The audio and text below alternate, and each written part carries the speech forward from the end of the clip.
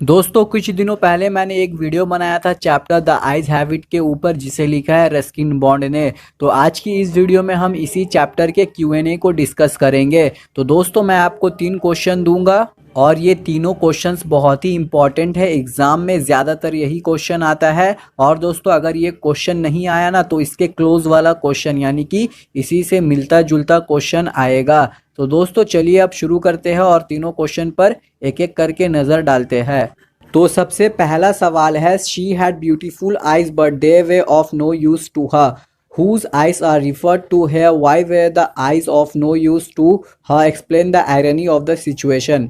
तो ये लाइनिंग है और यहाँ पर पूछा गया है कि चैप्टर में ब्यूटीफुल आइज किसका था, और दूसरे सवाल में पूछा गया है कि वो आइज जो था वो काम का क्यों नहीं था, और उसके बाद लास्ट में इस दौरान का यानी कि इस सिचुएशन के आयरनी के बारे में पूछा गया है। तो दोस्तों चलिए अब जवाब को पढ़ते हैं। In the story the eyes have it, the eyes of the narrator's co-passenger is referred to here. तो पहले सवाल का जवाब ये हुआ कि ये जो खूबसूरत आंखें थी ये नैरेटर के को पैसेंजर यानी कि जो लेडी आकर बैठी थी कंपार्टमेंट में, उसी के आंखों के बारे में यहाँ पर बात किया गया है। और ये जो दूसरा क्वेश्चन है इसका आंसर होगा the eyes were not useful to her because she was completely blind at that time.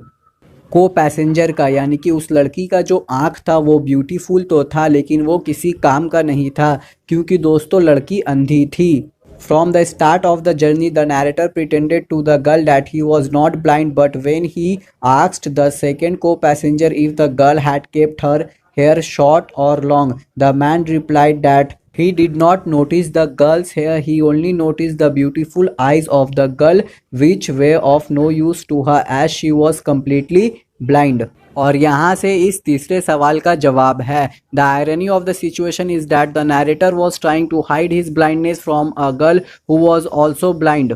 Truly it is too pathetic to think about the two blind persons, both of whom tries to hide their blindness from the world. Irony यहाँ पर ये था कि narrator और lady को passenger ये दोनों दुनिया से और एक दूसरे से अपना ब्लाइंडनेस छुपाना चाहते थे। तो दोस्तों चलिए अब सेकंड क्वेश्चन पर नज़र डालते हैं। Justify the title of the story the eyes have it. दोस्तों ये जो आंसर है ना ये मास्टर आंसर है, यानी कि अगर कोई ऐसा क्वेश्चन आ गया जिसका आंसर आपको नहीं पता हो तो आप इसी आंसर को चुपचाप लिख देना, आपको तो थोड़ा बहुत मार्क्स मिल ही जाएगा। तो चलिए अब आंसर को स्टार्ट करते हैं। The eyes have it is a short story by Ruskin bond that was originally published in contemporary Indian English stories. The narrator of this story, a blind man whose eyes were sensitive only to light and darkness, was going to Dehradun by train when he met a girl and had a chit chat with her. Both the narrator and the girl try to hide their blindness. The girl asked some question while talking with the narrator and the narrator very skillfully answered as if he could see. The girl also succeeded to hide her blindness. It was only after she left and another passenger came into the compartment that the narrator realizes the girl was blind. Here lies the irony in the story. So the title is well chosen. So the title is well chosen. तो चलिए अब तीसरे सवाल को पढ़ते हैं। Then I made a mistake, what was the mistake, who made the mistake. The short story the eyes have it written by Ruskin Bond is a beautiful story. The narrator asked the girl what did she see outside the window. It was the mistake of the narrator. Narrator completely blind था और उसने अपने lady को passenger से पूछा कि तुम्हें window के बाहर क्या दिख रहा है। तो यही मिस्टेक था जो नैरेटर ने किया था।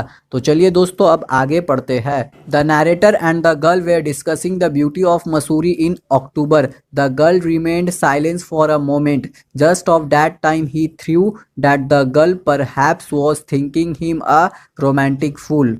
So he asked the wrong question to change the topic. He was always cautious about not revealing his blindness to her. He doubted that his wrong question might reveal the fact to the girl.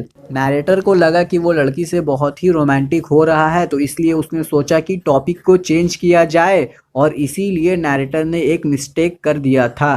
तो दोस्तों यहीं पर ये Q&A ख़त्म होता है। मुझे उम्मीद है कि आपको ये तीनों सवालों का जवाब अच्छे से याद हो गया होगा, क्योंकि दोस्तों ये तीनों आंसर्स बहुत ही इजी है। तो चलिए अब आपसे कल मुलाकात होगी, और हाँ अब आप हमें इंस्टाग्राम में फॉलो कर सकते हैं, लिंक डिस्क्रिप्शन में है।